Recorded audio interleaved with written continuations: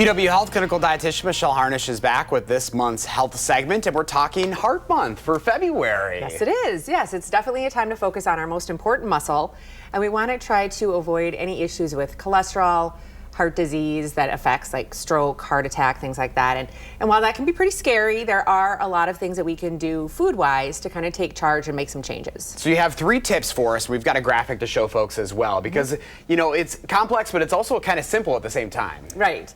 Yeah, I mean, the first thing that we want to do is just focus on getting more fiber. And basically, fiber is plant foods that we can't really digest, but the benefit of it is that it acts like a plow or a shovel and it kind of pulls cholesterol out of the body. So any kind of fruits, vegetables, whole grain, you're going to get some fiber. You want to avoid the processed ones. There's not as much fiber in those.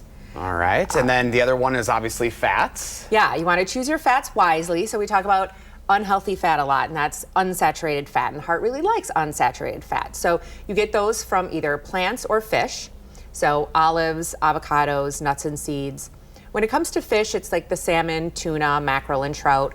So we want to have obviously as much of the healthy fat as we can. With fish, we try to recommend at least 2 servings a week.